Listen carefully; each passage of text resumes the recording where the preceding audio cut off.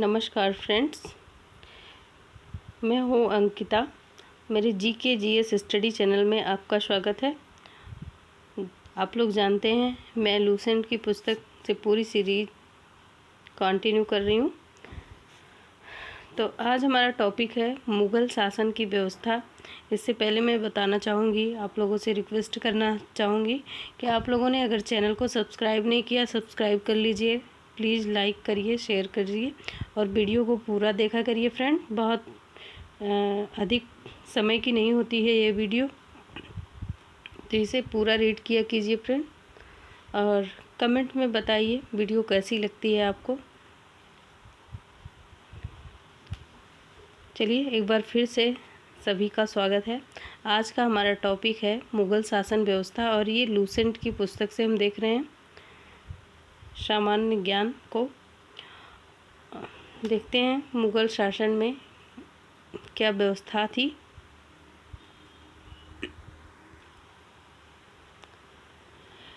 मंत्रिपरिषद को विराजत कहा जाता था। देखिए, मंत्रिपरिषद को उस टाइम क्या कहा जाता था? विराजत। बाबर के शासनकाल में वजीर पद काफ़ी महत्वपूर्ण था। सम्राट के शासन कार्यों को संचालित करने वाला सबसे महत्वपूर्ण अधिकारी वकील था, जिनके कर्तव्यों को अकबर ने दीवान, मीर बख्शी सद्र, उस सद्र व मीर शमन में विभाजित कर दिया। औरंगजेब के समय में अशद खान ने सर्वाधिक 31 वर्षों तक दीवान के पद पर कार्य किया। मीर बख्शी द्वारा सरखत नाम के पत्र पर हस्ताक्षर के बाद ही सेना को हर महीने वेतन मिल पाता था। तो मीर बख्शी सरखत के नाम से पत्र पर हस्ताक्षर होते थे, उसके बाद ही सेना के हर कर्मचारी को वेतन उस टाइम मिल पाते थे। पहले मीर बख्श की हस्ताक्षर हो जाती थी, उसके बाद उन्हें पे दिया जाता था। जब कभी सद्र न्याय विभाग के प्रमुख का कार्य करता था तब उसे काजी कहा जाता था। लगानहीन भूमि मदद मार्श को निरीक्षण सद्र करता है। और आप ये मत समझिए ये बिल्कुल सिंपल है, यहाँ से प्रश्न आते नहीं हैं। तो यहाँ से कोई भी एग्ज़ाम हो वहाँ प्रश्न बनते ही बनते हैं फ्रेंड्स। और ये शॉर्ट में सामान्य ज्ञान है, यहाँ इस पुस्तक से प्रश्न अक्सर ही बनते आए हैं, तो इसको ज़रूर देखा कीजिए आप लोग।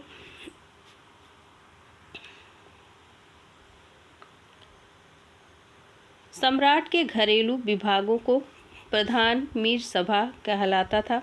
सूचना एवं गुप्तचर विभाग को प्रधान दरोगा या डाक चौकी कहलाता था। शरीयत के प्रतिकूल कार्य करने वालों को रोकना या आम जनता के दुष्चरिता से बचाने के कार्य को मुहतसिब नामक अधिकारी करता था। देखिए, शरीयत के प्रतिकूल कार्य करने वाले मतलब नियम के विरुद्ध जो कार्य करने वाले थे उनको रोकना, आम जनता के दुष्चरिता से बचाने का कार्य कौन करता था?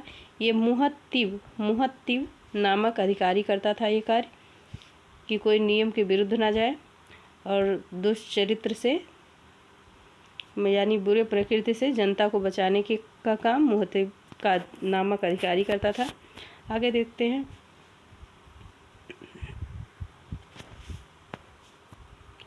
प्रशासन की दृष्टि से मुगल साम्राज्य का बंटवारा सूबों में और सूबों का सरकार में, सरकार का परगना या महल में, महाल का जिला या दस्तूर में और दस्तूर ग्राम में बटे थे। प्रशासन की सबसे छोटी इकाई ग्राम थी। ये बहुत बार प्रश्न बना है कि उस टाइम जो है मुगल शासन व्यवस्था में प्रशासन की सबसे छोटी इकाई क्या हुआ करती थी? तो वो ग्राम हुआ करती थी, जिसे मवादा या दीह कहते थे। मवादा के अंतर्गत छोटी छोटी बस्तियों को नागला कहा जाता था। मवादा या अंतर्गत छोटी छोटी जो बस्तियां होती थी मवादा के अंतर्गत, उनको क्या? नागला कहा जाता था।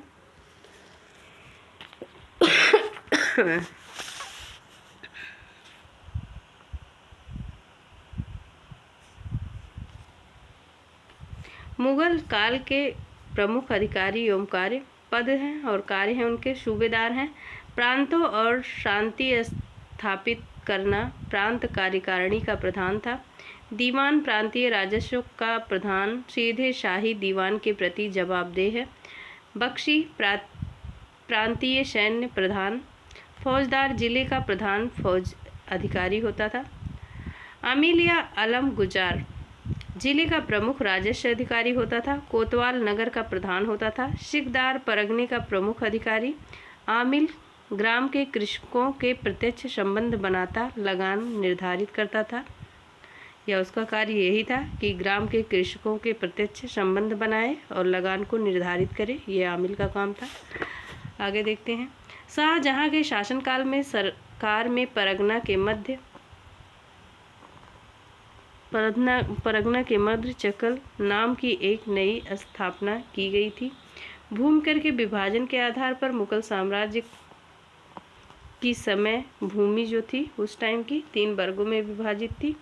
खालसा भूमि प्रत्यक्ष रूप में बादशाह के नियंत्रण में था। जागीर भूमि तनख्वाह के बदले दी जाने वाली भूमि थी।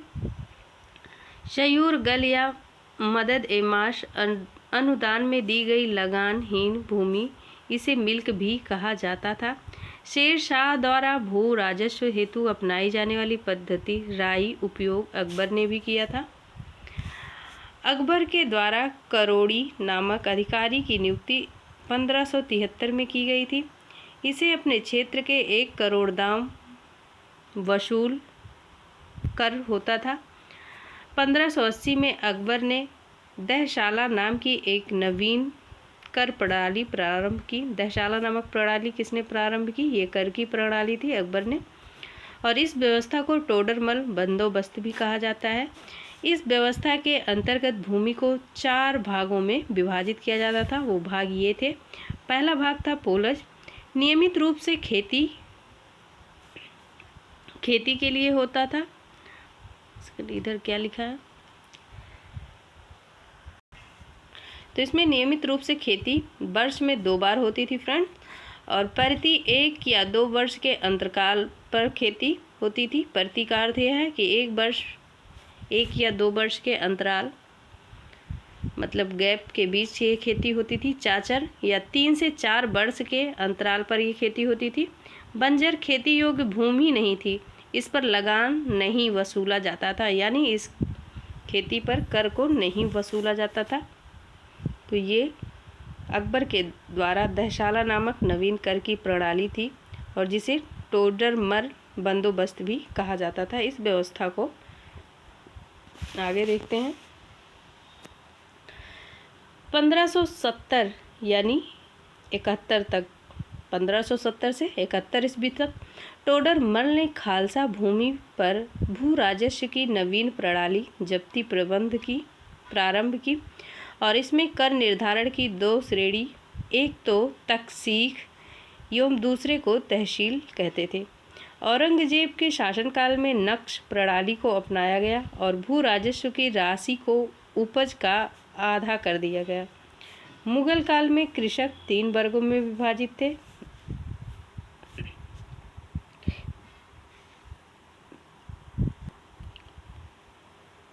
खुद कास्त, ये किसान ऊंची गांव की भूमि पर खेती करते थे जहां के वे निवासी थे।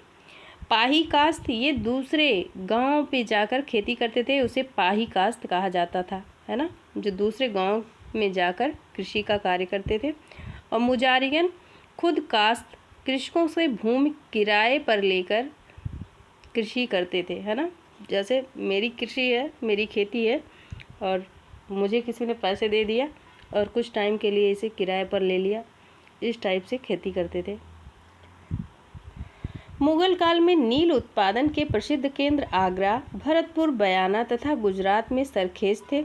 सबसे उत्तम प्रकार की नील बयाना क्षेत्र में सरखेज में पैदा होता था। नील कहाँ पे सबसे ज़्यादा? बयाना क्षेत्र एवं सरखेज में पैदा होता था। अफीम मुख्यतः मालवा एवं बिहार में होता था। सोरा उत्पादन का प्रमुख केंद्र बिहार था। और कपड़ा उद्योग अंतर्गत ददनी प्रथा का प्रचलन था। इसका तात्पर्य कारीगरों को अग्रिम भुगतान से था, है ना। कपड़ा उद्योग के अंतर्गत दैनिक प्रथा का प्रचलन था और इसका कारण क्या था कि तात्पर्य कारीगरों के अग्रिम भुगतान से था। उत्तम श्रेणी का ऊन वस्त्र साल कश्मीर लाहौर में तैयार होता था। सबसे ज़्यादा वहीं का साल या कश्मीर है ना, साल जो ओढ़ा जाता है कश्मीरी साल बोलते हैं जिसे, कश्मीर या लाहौर में तैयार होता था और फेमस भी है। ऊनी वस्त्र वहाँ के फेमस भी हैं। मुगल काल में रुपयों की सर्वाधिक ढलाई औरंगजेब के समय में हुई। सर्वाधिक रुपयों की ढलाई किसके समय में हुई थी? औरंगजेब। ढलाई का मतलब बनाया गया था, उसे ढाल दिया गया था। आना सिक्के का प्रचलन शाहजहां ने करवाया। जहांगीर ने अपने समय में सिक्कों को अपनी आकृति बनवाई थी। ये भी महत्वपूर्ण बात है कि जहांगीर ने अपने सिक्कों पर अपनी आकृति बनवाई थी। साथ ही उस पर अपना नूरजहां का नाम भी अंकित करवाया था। नूरजहां अपने साथ साथ नूरजहां का भी नाम अंकित करवाया था। मुगल कालीन लगान वसूल करने की व्यवस्था, इसमें है गल्ला बख्शी, और इस फसल को कुछ सरकार द्वारा ले लिया जाता था और इसमें खड़ी फसल के आधार पर लगान अनुमान लगाकर फसल कटने पर उसे ले लिया जाता था। यह व्यवस्था बंगाल में थी, है ना।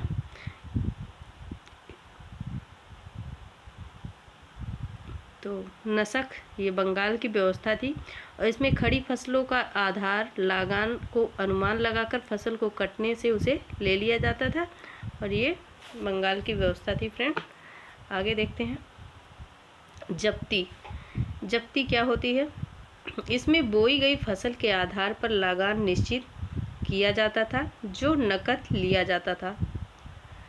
और सबसे बड़ा सिक्का संसब सोना था, है ना। संसब सबसे बड़ा सिक्का या सोना था। स्वर्ण का सबसे प्रचलित सिक्का इलाही था। सोने का सिक्का था जो उसे क्या कहते थे? इलाही कहते थे।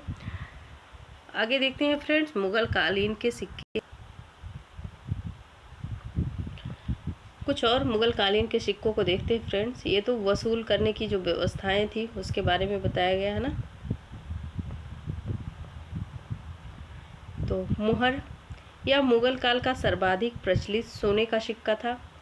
संसब ये अकबर द्वारा चलाया गया सबसे बड़ा सोने का सिक्का था। यह 101 तोले का था, है ना। अकबर द्वारा चलाया गया कौन सा सिक्का था? ये सोने का सिक्का था और ये 101 का था। और इसे क्या कहा जाता है? अभी हमने पढ़ा था, है ना। अकबर द्वारा चलाया गया सिक्का क्या कहलाता था? यहीं कहीं मैंने पढ़ा है अभी। उसे दलब या ऐसे कुछ कहा जाता था फ्रेंड्स, कंफर्म तो नहीं है। चलिए आगे मिलेगा तो देखेंगे, वरना ढूंढना पड़ेगा तो टाइम वेस्ट होगा, है ना। दहशाला, अच्छा ये प्रणाली थी, दहशाला इनकी प्रणाली थी फ्रेंड। चलिए अकबर द्वारा चलाया गया सबसे बड़ा सोने का सिक्का था। यह 101 तोले का था। इलाही या सोने का गोल आकार का सिक्का था। रहस्य यह गोल एवं चौकोर दोनों तरह के सोने के सिक्का था। यह 5.5 तोले का था। आत्मा या 25 तोले के सोने का सिक्का था। बिनसात या 20 तोले के सोने का सिक्का था। रुपया चांदी का सिक्का। जलाली भी चांदी का सिक्का था।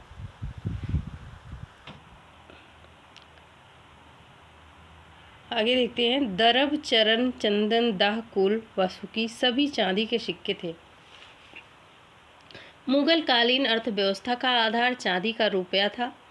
दैनिक लेन देन के लिए तांबे के दाम का प्रयोग होता था। दैनिक लेन के लिए किसका प्रयोग होता था? किन सिक्कों का? वो तांबे के दाम का प्रयोग होता था। 1 रुपया में 40 दाम होते थे। तो ये महत्वपूर्ण बातें हैं। मुगल कालीन में 1 रुपये में कितने दाम होते थे? तो 40 दाम होते थे। माफ़ कीजिएगा फ्रेंड, ये मुझे कोल्ड है। मुगल सेना 4 भागों में विभक्त थी। पहला है पैदल सेना, घुड़सवार सेना, तोपखाना और हाथी सेना। मुगल सेना कितने भागों में विभक्त थी? ये 4 भागों में विभक्त थी: पैदल सेना, घुड़सवार सेना, तोपखाना और हाथी सेना। मुगल कालीन सैन्य व्यवस्था पूर्णतः मनसबदारी प्रथा पर आधारित थी। किस प्रथा पर आधारित थी मुगल कालीन की सैन्य व्यवस्था? तो ये मनसबदारी प्रथा पर आधारित थी और इसे अंग्रेज ने प्रारंभ किया था। 10 से 500 तक मनसब प्राप्त करने वाले को मनसबदार, है ना, 10 से 500 तक जो मनसब प्राप्त कर लेता था उसे क्या कहते थे? मनसबदार। और 500 से जो 2500 तक मनसब प्राप्त करते थे उन्हें उमरा कहा जाता था। ये महत्वपूर्ण बातें हैं कि जो 10 से 500 तक मनसब प्राप्त करने को मनसबदार कहा जाता था और 500 से 2500 तक मनसब प्राप्त करने वाले को उमरा, यानी 2500 से ऊपर तक के मनसब को प्राप्त करने वाले अमीर ए आजम कहलाते थे फ्रेंड। और जात से व्यक्ति के वेतन एवं प्रतिष्ठा का ध्यान होता था, है ना।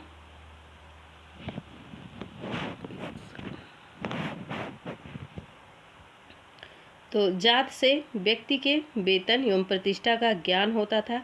सवार पद से घुड़सवार दोस्तों की संख्या का ज्ञान होता था। तो जात से क्या होता था? उनके व्यक्ति के वेतन प्रतिष्ठा का ज्ञान होता था।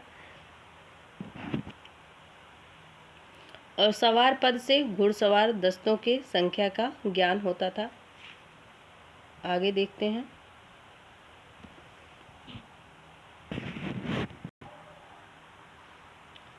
नोट्स है, अकबर के शासनकाल में 29 ऐसे मनसबदार थे जो 5000 जात के पदवी पर थे।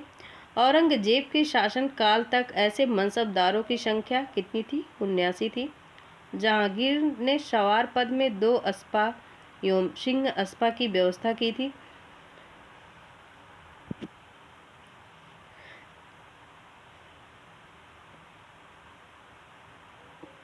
सर्वप्रथम यह पद महावत खां को दिया गया था। मनसबदारों के अलावा खुद मुगल शाह भी फुटकर घुड़सवार में रखते थे, जिन्हें आहदी कहा जाता था। आहदियों को घुड़सवार कहा गया है और उनके वेतन दूसरे घुड़सवारों से काफ़ी ज़्यादा होते थे। ये बहुत ही विश्वस्त सैनिक दल के सदस्य होते थे और उनकी भर्ती एवं शहंशाह किया करते थे। उनकी भर्ती कौन करते थे? शहंशाह करते थे। और उनकी हाजिरी लेने के लिए अलग अलग अधिकारी आते थे, यानी होते थे।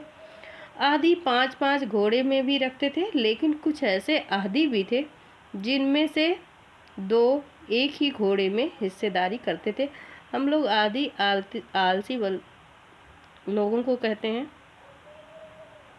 इनमें आहदी 5-5 घोड़े भी रखते थे। आहदी होते थे तो उन्हें घोड़ों की ज़रूरत पड़ती थी, तो 5-5 घोड़े रखते थे। आहदियों के कर्तव्य बहुसुखी होते थे। शाही कार्यालय से अधिकतर मुंशी, दरबार के चित्रकार, शाही कारखानों से फोरमैन इसी सैन्य दल तक चुने जाते थे। देख लेते हैं फ्रेंड्स, मराठों का उत्कर्ष क्या क्या रहा है। मराठा साम्राज्य का संस्थापक शिवाजी थे। शिवाजी का जन्म 6 अप्रैल 627 को शिवनेर दुर्ग में जुन्नार के समीप हुआ था। शिवाजी के पिता का नाम शाहजी भोसले एवं माता का नाम जीजाबाई था। शाहजी भोसले की दूसरी पत्नी का नाम तुकाभाई मोहिते था। शिवाजी के गुरु कोंडदेव थे। आध्यात्मिक क्षेत्र में शिवाजी के आचरण पर गुरु रामदास का काफ़ी प्रभाव था। शिवाजी का विवाह साईबाई निम्बालकर से 1640 ईस्वी में हुआ था। शाहजी ने शिवाजी को पूना की जागीर प्रदान कर स्वयं बीजापुर रियासत में नौकरी कर ली थी। अपने सैन्य अभियान के अंतर्गत 1644 में शिवाजी ने सर्वप्रथम बीजापुर के तोरण नामक पहाड़ी किले पर अधिकार किया और 1656 में शिवाजी ने रायगढ़ को अपनी राजधानी बनाया। शिवाजी को राजा की उपाधि किसने दी थी? ये महत्वपूर्ण हो जाता है। ये औरंगजेब ने दी थी। बीजापुर के सुल्तान ने अपने योग्य सेनापति अफजल खां को सितंबर 1659 ईस्वी में शिवाजी को पराजित करने के लिए भेजा था। शिवाजी ने 10 नवंबर 1659 को अफजल खां की हत्या कर दी। अब उसी लिए भेजा गया था, तो वो काम कर दिया अपना। शिवाजी ने सूरत में 1664 ईस्वी में 1670 में लूटा। देखिए ये भी महत्वपूर्ण इनके लिए महत्वपूर्ण ही रहा होगा। तो शिवाजी के लिए ये कार्य महत्वपूर्ण ही रहा होगा फ्रेंड, है ना, लूटना। तो उन्होंने लूटा भी था। और पुरंदर की संधि 1665 में महाराजा जय सिंह एवं शिवाजी के मध्य संपन्न हुई थी। 1672 में शिवाजी ने पहला दुर्ग बीजापुर से छीना था। 5 जून 1664 में शिवाजी ने रायगढ़ में वाराणसी काशी के प्रसिद्ध विद्वान श्री गंगा भट्ट द्वारा राज्याभिषेक भी करवाया था। मूल रूप से गंगा भट्ट महाराष्ट्र का एक सम्मानित ब्राह्मण था जो लंबे समय से वाराणसी में रह रहा था।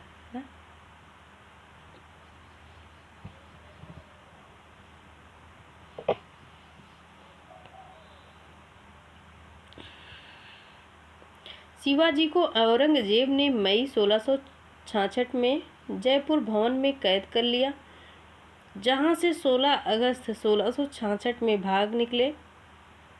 मात्र 53 वर्ष की आयु में 13 अप्रैल 1680 को शिवा की मृत्यु हो गई।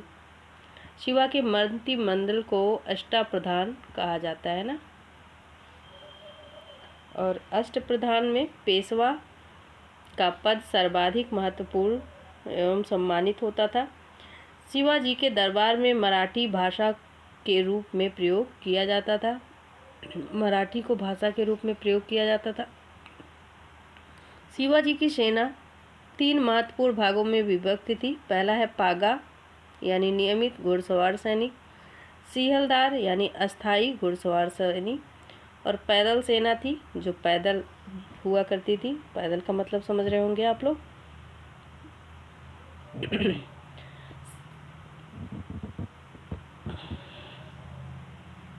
शिवाजी को तोपें अंग्रेजों ने प्रदान की थी।